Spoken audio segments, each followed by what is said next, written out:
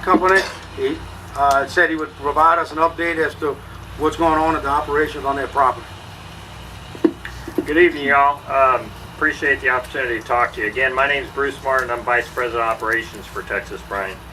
What I want to talk is basically cover three key areas of what's been going on our site over the last several weeks. First is, the re-entry well, the observation well that we drilled into cavern number 3.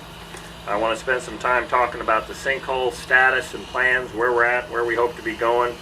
And then last, talk about a shallow aquifer relief well that we plan on installing on our facility.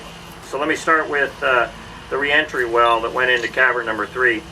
That observation well that we started drilling back around mid-August. It was late on September 22nd that we actually re-entered cavern number 3. The roof of the cavern was at the exact depth and location that we expected it to be. About 2 hours after re-entry, as the drilling mud drained through the drill pipe and the casing, we began to see some pressure at the surface that ranged up to about 900 to 950 psi, pounds per square inch. That pressure was not unexpected. That's pretty much what we expected to see, because that's more or less what kind of gas pressure we would see build up on that cavern when it was in operations, just through the normal mining of the salt. But that gas pressure was quickly vented off that evening. The pressure came up after the re-entry. The gas was vented and flared at the surface for a short amount of time, and then it slowed down as liquid hydrocarbons that was entrained with that gas started to come to the surface also. After several hours of flaring and this oily liquid being sent to collection tanks, we actually had to shut it in because we ran out of space at the drill rig. A couple of days later, after we were able to move some of that material around, we allowed more of this oily liquid to flow to the surface, and then we shut the wellhead in again. And that's more or less where we stand today with respect to hydrocarbon production on that well. We've done a lot of testing and a lot of logging on that well, but that's all the more that we've taken out of that well. As far as cavern findings, first thing we did in the first couple of days after we got in the well, we conducted a mechanical depth measurement on the cavern. And we determined that the cavern floor was approximately at a depth of about 4,080 feet, true vertical depth, which is about 1,500 feet higher than the original floor depth of that cavern last time we looked at it. That to us was a pretty clear indication, obviously, that there'd been some damage to the cavern. The preliminary results of the sonar diagnostic that we ran on the cavern indicate that the cavern roof and sidewalls are very similar in appearance to the sonar image taken prior to that plugging of that well. We've taken samples of the material that now forms the cavern floor. It appears to be a dark gray sediment shale type material, almost the appearance of a wet cement. More samples will be retrieved for further analysis in the future. We did take one sample, but we were unable to get clear results from it because as that sample was pulled out of the cavern, it went through a layer of hydrocarbon, and that basically contaminated the sample from getting a clear indication of material. So that's something in the future that we're working on. The liquid hydrocarbons produced from the well have been sampled, and the results and analysis have been sent to DNR. There is an oil reclamation firm that's classified it as a marketable crude with gas smells, with the smell of gas. So that's the status. We're in the process of arranging for that hydrocarbon material to be removed from our site and reprocessed by this oil reclaimer. The cavern currently is maintaining a wellhead pressure in the 860 to 950 psi range. We installed equipment last Saturday to allow continuous recording or monitoring of this wellhead pressure. So we're tracking it every 15 minutes. We see what's going on, so it's continuous measurement. I think it's important here to note that throughout the history of that cavern number 3 and the lifetime of that since 1982, I personally went back and looked through all the logs of the diesel that we had pumped in and removed out before and after workovers. And in each case, we pulled all of the diesel that we put in back out of that cavern. Most importantly, that procedure was followed in August of 2010 before the final workover that preceded the eventual plugging of the well. So all of the diesel that we used in our operations, we feel confident came out of the well. So additional testing of the cavern's contents was conducted this last week to provide additional information on the liquid hydrocarbon and the brine, and those results have been passed on to DNR also. Lastly, we're going to continue to work with DNR and the Science Committee to determine what other testing may be needed, but also determine what the best procedure is to remove this hydrocarbon from it, or at least allow to produce it so we can get more information. That's pretty much the status as it is today. In the past, like I said, since probably late September, we really haven't done any more product movement on that cavern. Everything we've done has just been testing or logging.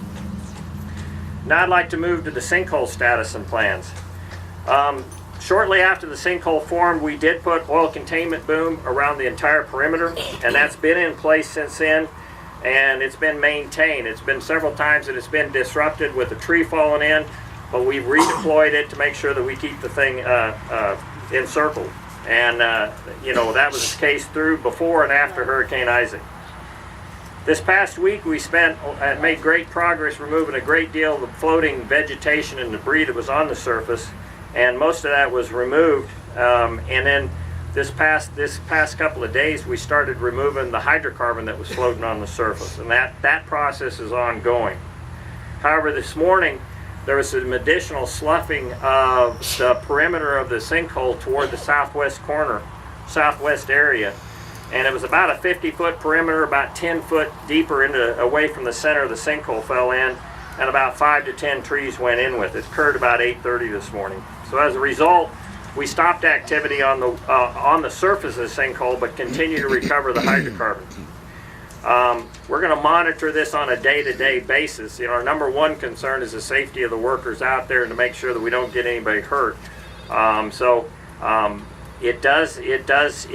sides of the sinkhole continue to slough in as the experts predicted with this sinkhole. On October 3rd, we were able to take area and depth readings of the sinkhole, and those findings are being finalized right now with our local contractor, and those will be passed on to DNR once complete. Lastly, or next on this, we've contracted with an expert to prepare an assessment of the sinkhole from its formation on August 3rd to the present, in order to develop an estimate of how large it's expected to grow over time and how long it'll take to get there. I know you all are interested in that. Believe me, with my facility sitting right there, I'm very interested in it too. This work has been delayed until now due to needing data on the size and shape of the bottom of that sinkhole, and we hope that with this information we got this past week, it'll help us help the consultant move ahead with this assessment. So we expect that report in the near future.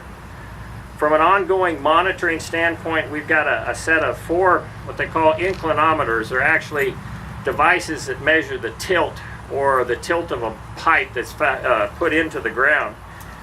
Very sensitive things, and we've also got 2 tilt meters located on tanks at our facility. The whole purpose of those is they're online, they're reporting 24 hours a day to actually measure any soil movement that would flow toward the sinkhole. So they're around the perimeter of the sinkhole. We're also very close to having a history of satellite imagery of the general area to look for subsidence, or any place where the earth is sunken down. And I'm told by our experts that should be in the next week or so. Lastly, we take weekly level surveys across the whole facility, just to monitor if there's any subsidence occurring on our facility. All of those thus far that we actually started before the sinkhole occurs have not shown any subsidence on our facility. So we continue to do that, and so far we're pleased with the results. Lastly, on the shallow aquifer relief well, we committed to DNR about a week and a half ago to install a shallow aquifer relief well on our site. We're in the process of securing approval from the landowner for permission to put this well in, to get a servitude to do that. And we're working with DNR to identify the best location and the permitting required. But I don't have a servitude in place today. We're finalizing the design of this relief well and getting contractors lined up. But unfortunately, I can't put a relief well in until that's attained, until the servitude is attained. I mean, I assure you, Texas, Brian, like all of you, are concerned about this gas that is below our property and in the area. And that's why we'd like to see this relief well. We're anxious to see the results from the wells that DNR is putting in. And then, you know, last final comment I made, since August 3rd, when the sinkhole formed, LDEQ's taken a lot of sampling and analysis, and we have too on our own. And throughout that whole period, we've never shown any harmful levels of any compounds threatening our employees at Grand Bayou at our facility or the citizens of Bayou Corn. And that goes for all of our air monitoring, all of our groundwater monitoring, our groundwater samples, surface water samples, and lastly, the sinkhole remains on Texas Brine leased property. So that's the status of things right now. So who's next, Marty?